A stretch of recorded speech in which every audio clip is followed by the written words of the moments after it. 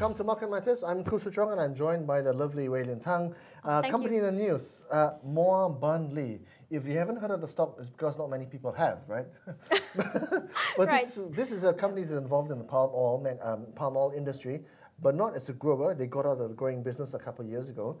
They make machinery for palm oil processing. Right, so they design and manufacture palm oil machinery, specifically for the oil seed crushing side, right? So on the news front, yesterday actually announced that it's subscribing to a 51% stake in this Indonesian company. So this company is actually now venturing into the upstream industry of palm kernel oil processing.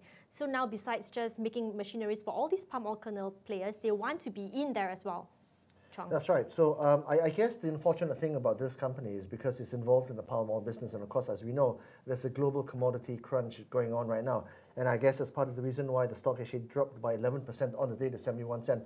Albeit on very thin volume, but they're paying 4.65 million ringgit, the equivalent of, in ringgit terms, for this stock in Indonesia, which doesn't seem like quite a lot, but when you compare to the profit numbers as a whole, it is a big deal for them. That's right. So 2014 net profit was at 4.1 million ringgit. That's so right. This size of 4.57 million ringgit in terms of its buy, they're only getting a 51% stake, note though. But so they're actually spending more than they made for the whole year, and I guess that's part of the reason why there's a downward pressure on the share price, right? That's right.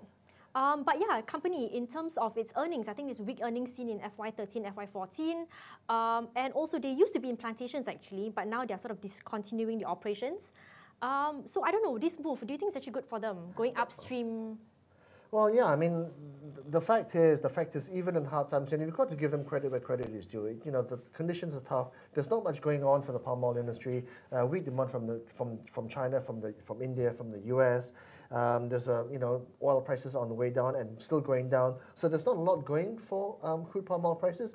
But you have to give them credit where, because they're investing in new capacity. They're investing in a new market, which is Indonesia. You know, Malaysia and Indonesia are what, 98% of global palm oil production. So you've got to give them credit where it's due.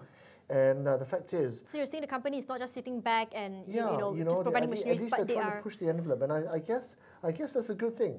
And when to venture into, if not, I mean, in weaker times, for a company to venture into something, it may not be, something not good, because, I mean, they're taking advantage of the weaker times to venture into something, right? And who knows, right? Maybe exactly. in good times that asset value will be a lot more expensive, but they did say they're going to stay focused on their core business of palm oil plant setup, sale of spare parts and ancillary equipment. So they're staying very true to the game of being hardware suppliers and machinery suppliers for the palm oil sector. What's also pending, Chuang, is also they have a proposed disposal of a wholly owned subsidiary for about 35 million ringgit.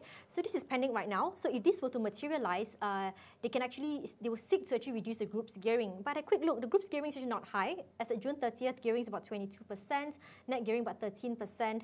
But yeah, this would be good for them as well if they do actually manage to Correct. sell so they go on the party even further. They Yep. become net cash and no debt. And then they go to insider rating territory, right? So to take away and to sum it all up, in terms of Muar, they're venturing into the upstream palm oil processing industry. Number two, they plan to stay focused, however, on machinery manufacturing. So that is a wrap for Muar. For more, go to theedgemarkets.com. It is not purely online because the Edge is now back in paper format. So pick it up from your newsstands. Same price as ever before. Still as thick as ever before and fantastic value. So thank you for watching and thank you for listening. Happy investing. Thank you and good night.